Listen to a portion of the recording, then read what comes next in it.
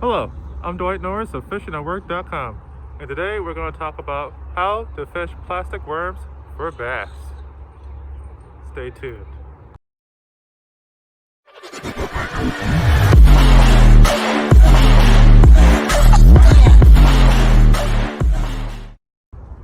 Pretty anybody and a mother knows about plastic worms when it comes to bass fishing. You have places like this, docks behind me, overhanging logs, trees, stumps, deep water, shallow water, pretty much anywhere on your body of water that you go fishing, you can use a plastic worm or a rubber worm, whatever you want to call it. The reason for this is that back in the day, 40s, 50s, 60s, using a real worm was the way to go. The fish know exactly what it is. They expect it to be shallow and come from the shore, or it falls in somehow. They expect it to be helpless. They expect it to be easy, and they expect it to be an easy meal. So when they see a worm, oh boy, they're gonna bite it, no problems. They'll slurp it up, won't think about it. They'll even take it, grab it, go 20 feet with it, and you'll still catch the fish. Now, when it comes to a plastic worm, there's a little more subtlety that comes to it. There's some presentation, there's some scent stuff, there's some sight stuff, there's some feel stuff, and every manufacturer out there is trying to tell you they are the best. Now, if you know me, I'm a Berkeley guy. I love that scent. 18 times longer. I tested it to be around 10 on several occasions, which is way more than you need to figure out if there's a bass in there or not. So, let's get to the details. One of the main questions you want to ask when you are trying to do some plastic worm fishing is, what is the best plastic worm for fishing? Now, you've seen many different kinds. They have ribbon tails on the end of them, they have ribs, they have smooth ones, they have short ones that are the same on both sides, they have long ones that are super long, 10, 12 inches. Have you ever seen a worm that big? Doesn't matter. Sometimes you might be thinking it's an eel if you're in a river. And the colors, the taste, oh my god, there's so many things to think about. So what is the best plastic worm for fishing? I truly believe myself it's something that looks like the worms in your neighborhood. Now, if you do some worm research, you'll see that some are short in certain places, like in very cold regions. They're shorter, thinner worms because of the cold weather most of the time. In some places, there's long, huge, fat earthworms that are crazy big. In some places, like where I am, there are medium to long size worms, somewhere around 4 to 6 or 7 inches, and they have a paddle tail on the end of them, which is unique. There are some places that have worms of that variety, and in some places there are different color worms, from green to brown to pink, and that's very important. But what you also need to think about is, what does it look like when it's in the water? Because there are shadow play tricks that go on, and that's the reason why a black worm works so well. It's also the reason you might want to use it where there's eels around. But one of the most popular worms in history are generally the color of pumpkin seed or something that's slightly green, because the water kind of reflects through the worm and gives that kind of hue. Now, if you look at here, this is a Berkeley power worm. It has the ribs, it has the paddle tail, which can also dubbed, it actually kind of simulates movement, the twirling movement of the worm falling through the water, but it also kind of simulates a rhythm. Maybe they're confused. Then you have those gigantic ones that I have here, and I'll actually be making a review video about very soon. There are these. This is it's like an 8-inch or so Berkeley Max scent. It's quite long. I think I meant to buy a 12-inch one because I wanted to see what it was like, and I grabbed this and I picked something else up. But you can get lost in Bass Pro Shops sometimes and forget what you have in your cart, and you get all happy and giddy. And you're like, oh, look at all the things I can buy. And at nighttime, or in places where you might have eels, you might want to get yourself some black worms. See here, Zoom. I've been a proponent of Zoom for a very long time. There's no sense, there's no specialness. It's nice and soft, it's supple, It holds together well when you rehook it many times. It doesn't fall off like it's made out of Jello, which is, there are some manufacturers that have crap like that. I've moved away from them. Thou shall not be named.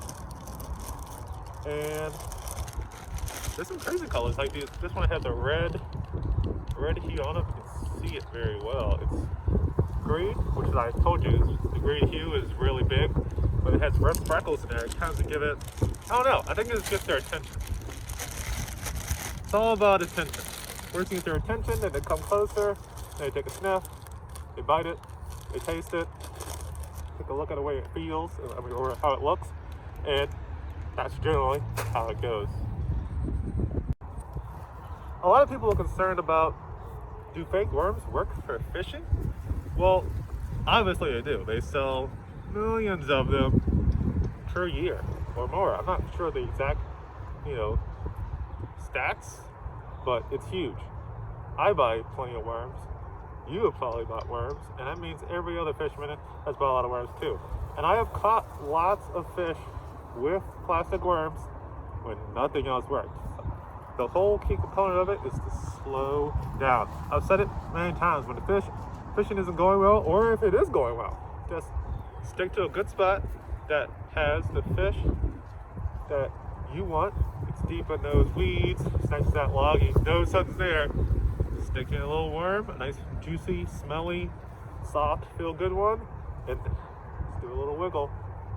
1-2 inches at a time. Might take you 5 minutes to fish that one tree in that one spot. But if you know there's a fish there, either they're gonna be like, wow, this is delicious, or this guy's pissed me off. I gotta eat this worm because it's all up my nose. I can't ignore it anymore. Now, if you're talking about those imitation worms, like an imitation crab, have you ever seen like trout bait and it's trying to imitate another kind of real bait, like corn, like fake corn for carp? I haven't tried this, like a fake live worm. Why would you do that? Just go down below in your garden or your ground and grab a real worm, or go online to, I believe the place I use is insectbaits.com, and they have all the live bait you need delivered to your door, even in the winter. Even in the winter, they put a little heat package in there and make sure it stabilizes at the right temperature to keep the worms alive and not frozen. I mean, they live in your refrigerator, so they like being cold, but they don't need to be frozen. So think about that. Now, there are several different ways to fish with a plastic worm for bass, and one of those ways is using a plastic worm rig. Now, if you've been around for 5 seconds, you know that the most famous and the most reliable way to fish a worm is with a Texas rig. And here's one right here. It has the weight on top. Yes, I had that in my hand. It has the weight on top. It's a Texas bullet weight. You can call it that. And it's free spooling there, so when it hits the ground, the weight hits the ground, and in the water, the worm is left here, slowly falling up. Now, if you wanted to stay more upright, you could use a jig head, like a shaky head jig. That's another way to do it, a shaky head. Or you could also put some air. You can inflate it by inserting air into the worm, or having these little air-filled capsules pushed into the worm. And that will keep the tail up here and getting attention from the worm. But also, every time you move it, it's going to stay up and go down. Move it, stay up, go down. Now, if you're wondering how to rig this, let me unrig mine, and I'll show you.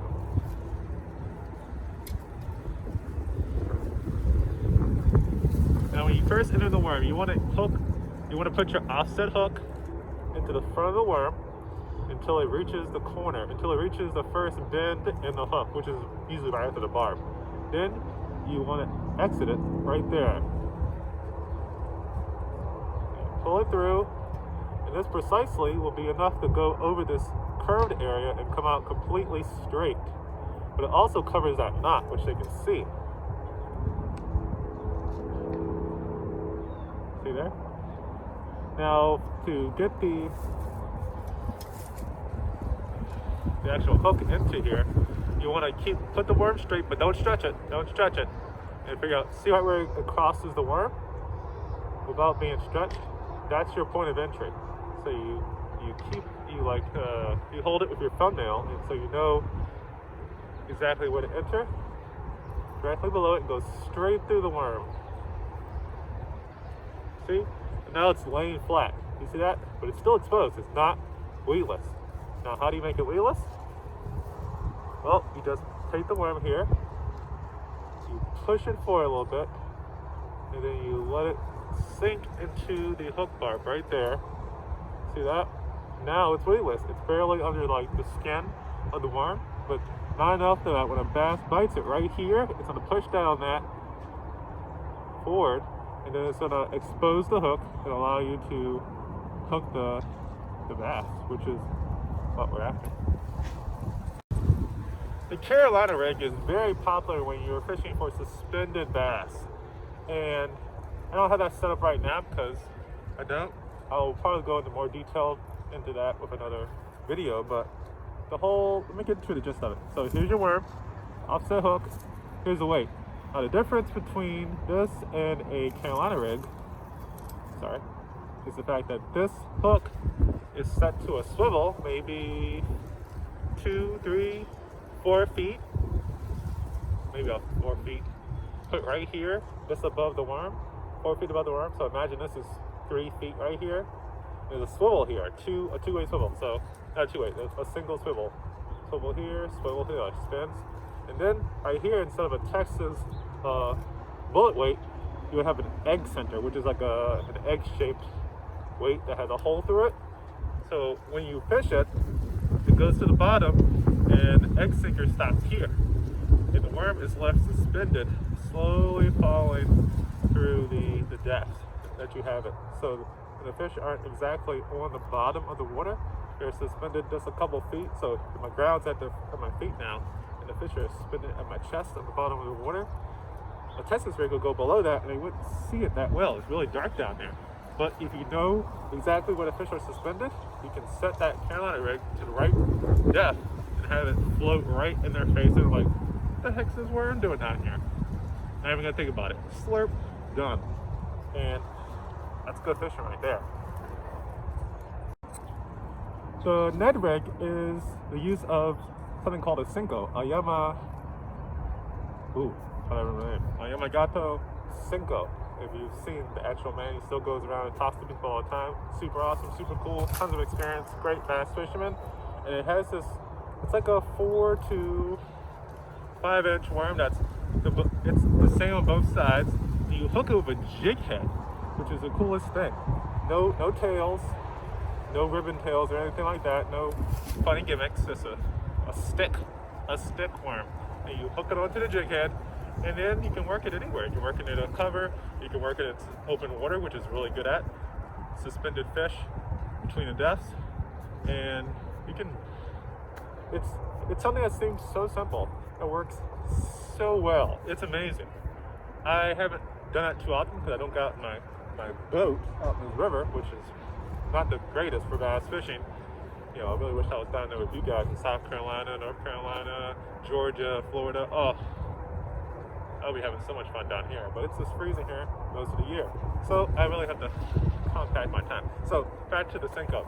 It's great lure. People like Brian or Bill Latimer are huge on it, and it's like the big thing right now. So just look up Ned rig and you'll see information everywhere. I'll make a proper video of it later.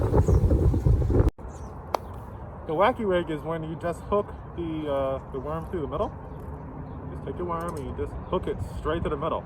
Another way of doing that without destroying a worm, which is a problem of using Wacky Rig, is when you hook something that's ripped right through the worm and you lose it, is using a kind of like a small rubber band, like that tiny, and putting that around the worm, and then threading your hook between the rubber band and the worm. So you don't penetrate your worm, but you obviously have it hooked in the exact same place you would if you Wacky rigged it. And what you do on the surface is you just pull it, and it pulls it sideways and it flops and wobbles down, and you pull it sideways and it flops and wobbles down. It looks like a distressed worm that doesn't want to be swimming right now and is an easy meal. That's basically all you're doing. You're hoping a fish sees it and then says, oh yes, I want to eat that. That's what that's all about. The weightless worm is another big way to fish the plastic worm for bass. And that is just simple. A worm and a hook. No weight here, no weight, just the line. And you pull it and you use the weight of the worm and the action of your rod to wiggle and shake the worm onto the surface, and you let it fall down. It's all about being slow. Don't try to swim this thing. It's not a snake. It's not a snake. Unless you want to fish it like a snake and you know your bass in your local area have lots of snakes to eat, and that's what they want to see. Otherwise, it's a worm. It's helpless. Just give it a little shake. It'll flop and twirl and whatever the hell it's going to do, going down in the water, and then pull it and let it fall down again. That's weightless, and that works very well. I've caught bass that way as well. It's a problem in the wind though, because the wind will blow everything. Like you got a bobber, it blows right down the river, and it's going 100 miles an hour. If you want to control it, you want a calm day. This is pretty calm. It's pretty calm, but work it slow. Slow. If you are new to bass fishing, you might be asking the question, how do you catch a bass on a rubber worm? Now you know that the simple thing is you have a live worm, you hook it, you throw it in the water, something's going to find it and hook itself for you, making you the victor. Now with rubber worm, things are different. You need to use your technique skills of using the rigs, using the rigs properly, being in the right place where the bass are, being around the cover. Sorry about the noise. The dock workers are working over here doing the jobs. And there's also some things you have to worry about. You don't have to worry about, but they're part of the worm itself. Is the scent going to help you? Is this the right worm for your area? The right color, the right shape, the right texture, and the right taste? Do your fish actually want this? And that comes with testing, it comes with knowledge and asking people around you. Now, using it is simple. You cast it right into that cover. If it's weightless like this, and you let that puppy drop, give it a second, pull it, shake it a little bit, pull it, shake it a little bit. That's a basic way of using the worm. You have to remember to work it slow. This is not a speed game, it's not a spinnerbait, it's not a crankbait. It is a slow moving lure. I've had to instruct people about this before, about just how slow you need to go. So I'm going to give you a few words from the legend, Feel Dance. If you think you've gone slow enough with your rubber worm, slow down. Then slow down some more. Then slow down some more. That's like a direct quote for him about using worms in cold fronts, which also works for working in the winter or when there aren't many fish biting. When fishing gets tough, you slow down. Bill Dance has said that many times, and several other professional fishermen have as well. I would heed their words. Now for the blooper of the day. Pull up my little cue card here. Can you use a bobber with a fake worm? I'm going to say you can, but will it work? Let's think about what happens. The bobber is going to go with the wind. Today is one day, it's going to move that worm too fast. Not going to catch any fish. Now it's a still day, and you need to get somewhere, and you need to shake that worm without getting hung right in front of the fish's face. It's back in the weeds, and you just need it to sit on one single spot. Maybe a bobber will help you out. It's kind of like throwing a golden shiner on a hook in Lake Okeechobee in Florida. You want a bobber, and you want it to sit in that one spot, and you just want to shake it, shake it, shake it. Just like ringing a dinner bell and waiting for something to bite. Now, that's not really a great technique for a fake lure, and I wouldn't use a bobber with a fake lure, but it's an application that you could try.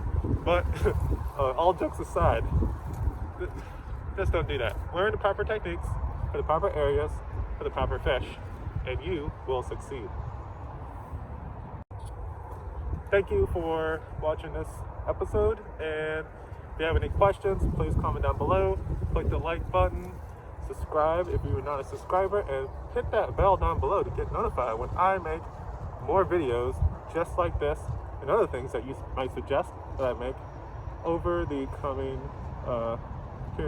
period of time.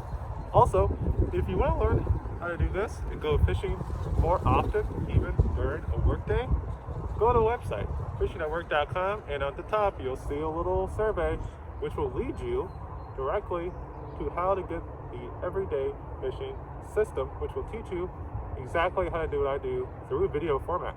Now, I am going to make a book about that, and I can do that to you as well, but there's also a free item that you can get if you join the email list that came in that little pop-up you first saw when you go to pretty much any web page on the website.